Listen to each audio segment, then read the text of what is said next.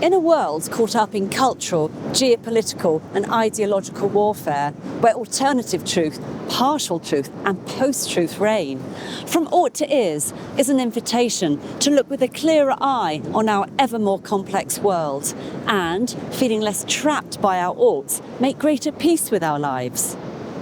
How we resolve this tension and walk that bridge between our oughts and what is, our wiring and our reality, will not only bring ease to the places where we long for change, it will become our signature tune in life.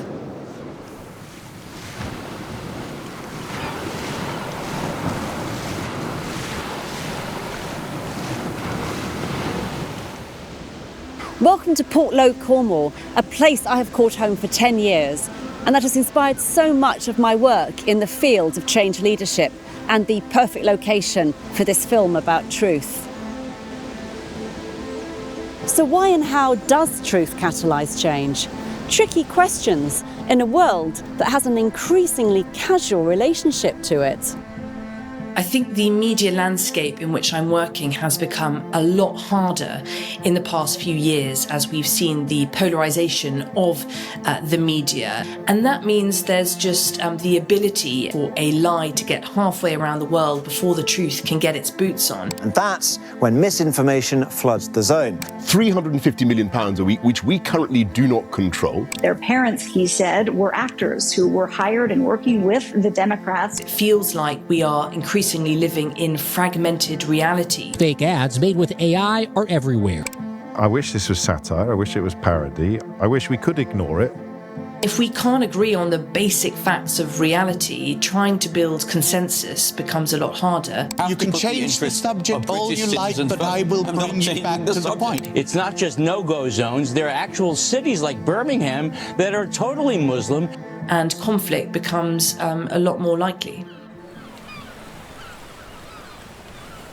If we get caught up in our tribal oughts about how the world needs to be, we spread thickets of lies and misinformation where the distinction between fact and fiction, true and false, no longer appear to exist and, moreover, are not even valued. Do we want truth and its pursuit to matter anymore? I do.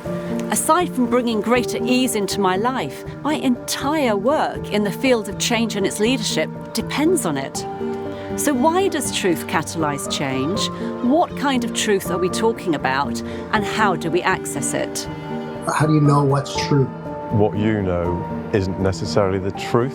Our version of the truth is wrapped up in identity and ego. And people are looking for someone outside themselves for the answer, as opposed to looking inside and saying, well, what's my role in this?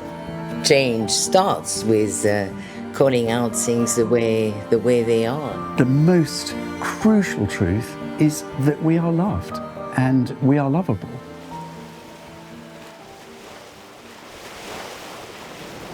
Truth catalyses change, as when we have reality in the room, however challenging, we stand on solid ground, our certainty-seeking, sense-making brains relax in truth, whereas falsehood triggers the stress response, and we cannot change when we are anxious.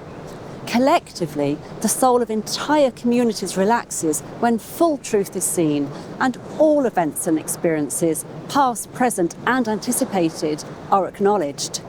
Cover-ups and exclusions really do gum up a system's ability to flow. Finally, when we put our tribal loyalties to one side, we build togetherness, and all big change requires a we.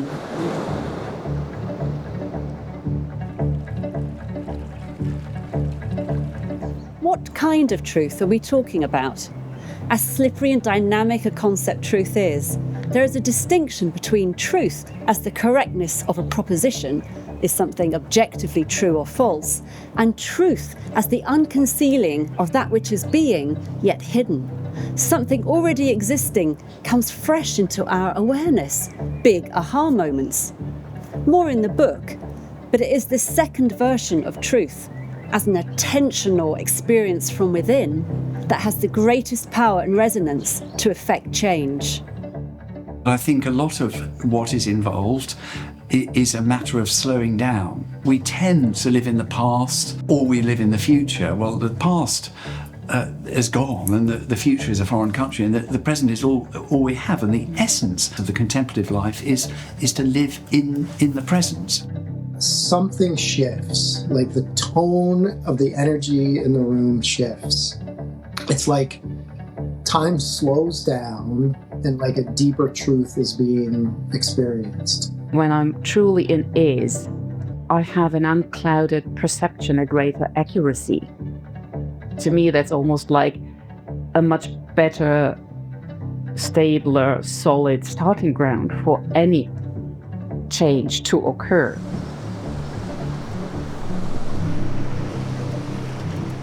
How do we access this deeper, unconcealing definition of truth? Well, it takes a certain disposition, one that tunes into the reality of our emotions, arguably the most direct truth messengers in our lives. One that finds the courage to stay with the eakiness of naming and noticing reality, far easier to bend reality to what we desire or expect it to be. And above all else, one that becomes open and affectionate to all that unfolds in our lives. I cannot put it better than St. Augustine, who said, "We cannot enter into truth except by means of love." Truth, when wisely faced, far from spreading anxiety, brings relief, builds trust, and releases us to new paths. It's a big ask to open ourselves to hidden truths and to call out truth to others. But remember, everything we don't face gets passed on. Let's not kick the can of truth down the road and have others need to face what we could so easily do today.